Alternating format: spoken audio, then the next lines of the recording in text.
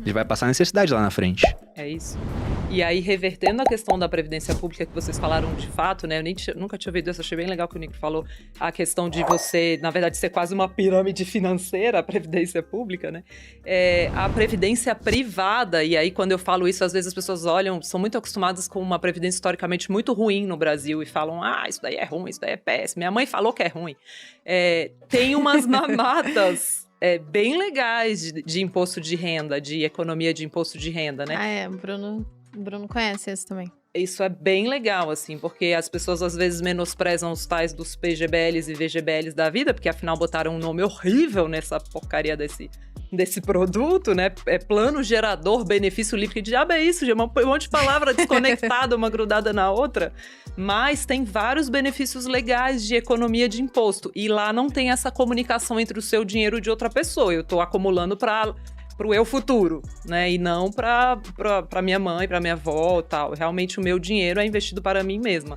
E aí tem a economia de imposto um monte aí, de chegar a 10% de imposto, de você poder deduzir na declaração do imposto de renda igual você deduz gastos com saúde, educação, que eu acho que as pessoas não acordam, que é para quem deixa dinheiro pro longo prazo, não é para fazer reserva de emergência nisso, pelo amor de Deus, que o imposto é horrível. Mas para quem pode esperar mais de 10 anos, por exemplo, os benefícios de imposto são muito grandes. E antigamente a Previdência só tinha produto ruim. Então, assim, mais de 80% hoje ainda é renda fixa. É isso que eu ia falar, mas aí é uma minoria isso daí que você tá falando, a quantidade. Você tem que achar um produto bom, você tem que investir de forma diversificada, igual você investiria fora da Previdência. Mas se você procurar... E tem hoje bons fundos, se você procurar hoje, tem bons multimercados, bons gestores de ações que estão operando nesse mercado de 3 anos para cá. Mas eu acho uma baita de uma sacada legal para acumular para o futuro. Eu diria até que... Por favor, Thiago, completa assim. Não, eu queria só pegar um gancho da Luciana, que ela abriu o assunto de Previdência. E Previdência acho que talvez seria no mercado financeiro o tópico mais underrated que existe. Eu concordo. Por quê? Porque talvez seja o melhor veículo de investimentos que existe para o investidor de longo prazo. Sim. Que tem ali talvez abaixo de uns 10 milhões de reais, que é na maioria. E tem benefícios que poucas pessoas conhecem, mas todos poderiam acessar hoje, né? Então, quando a gente fala do longo prazo, e a gente está falando basicamente de uma mistura entre sacrifícios e fator temporal, né? O sacrifício de abrir mão do presente para poder colher no futuro. Quando você tem... depois do incômodo, você começa a buscar conhecimento e começa a entender como funciona. E pensar no futuro é um exercício ingrato, porque a gente acabou de falar dos incômodos, de que o corpo te incomoda, você vai emagrecer. O fogo te incomoda, você vai tirar a mão do fogo. A doença, você vai se cuidar. Você não vai se incomodar com o futuro até o momento que você faça um exercício intelectual mais profundo. Quando você começa a fazer esse exercício, você vai acabar parando em, ok, preciso de conhecimento. Qual conhecimento? Sobre dinheiro.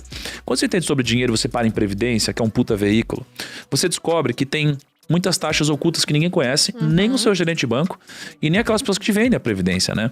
Então, eu lembro que... Vocês sabem que o primo começou por causa de previdência? Não sabia. Não. O primo começou por causa de previdência. Então, assim... qual que era a minha cabeça? O investimento mais popular do Brasil é a poupança. Todo mundo conhece. O segundo mais popular é a previdência. Todo mundo conhece também. Só que todo mundo sempre falou de poupança. Não tinha ninguém falando de previdência na época. E o upside de você sair da previdência ruim e ir para uma boa é muito maior do que sair de uma poupança e ir para outro investimento. E eu pensei, faz sentido como negócio. Mas ninguém tinha interesse nisso. Então eu comecei a aprofundar muito em previdência e eu descobri coisas fantásticas, né? Então, por exemplo, existe uma coisa chamada tábua atuarial. A tábua atuarial é o que a gente está falando sobre a previdência, que você já vai ter uma expectativa de vida, né? Então, quando você contrata uma previdência, existe uma coisa chamada tábua atuarial que você já contrata, mas você não sabe. E nem a pessoa que te vendeu te fala o que é. Então, qual que é o jogo? Imagina que, no futuro, existe a possibilidade, se você quiser, de converter sua previdência em renda. Geralmente não faz sentido. Por que não faz? Porque a sua tábua atuarial é ruim. Então, esse senso comum de que não faz sentido converter em renda, ele é um senso comum, de fato, que não está alinhado ao conhecimento. Porque se você tiver uma boa tábua atuarial, talvez faça sentido. O que é a tábua atuarial?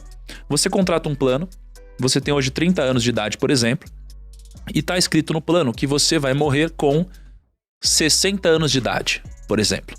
Só que se você converter com 55 anos de idade, o que você tem de previdência em renda, e você viver até os 80 anos de idade, você vai ganhar muito dinheiro. Porque pelo cálculo deles, você só ia viver mais 5. Mas o que acontece hoje com todas as pessoas que contratam previdência? Eles contratam previdência com uma tábua que se atualiza sozinha. Isso significa que quando você for, de fato, ter a possibilidade de resgatar, a conta vai estar contra você. Então, eu acho que qual que é a dica? Primeiro, acho que é legal seguir as dicas da Luciana Seabra em relação a previdências, mas especialmente buscar uma tábua atuarial bacana, uma taxa de excedente financeiro e uma taxa de juros na conversão, que são 3 taxas ocultas que ninguém conhece de previdência e que podem mudar o seu jogo no futuro. É muito importante isso. Só que isso da tábua atuarial é cada vez mais difícil de achar uma tábua com expectativa de vida de 60, né? Porque como você falou, a seguradora não é besta. A seguradora, ela não faz negócio pra perder dinheiro. No final, ela vai funcionar. É uma analogia talvez meio cachorra, mas é que eu consigo fazer aqui. É como um cassino, onde a estatística vai jogar a favor dela pelo seguinte: elas fazem um cálculo sabendo que algumas pessoas vão viver mais do que a tábua tá prevendo e outras vão viver menos, mas no final das contas elas esperam ganhar dinheiro no cômputo geral. Mano, só teve uma vez que o banco ajudou o cliente de verdade. Que foi na cabeça dele, né? Que foi quando ele ligou pros clientes, oferecendo uma previdência com uma taxa de administração menor. E eles só fizeram isso porque a tábua atuarial que eles tinham ia dar um puta prejuízo no futuro. E aí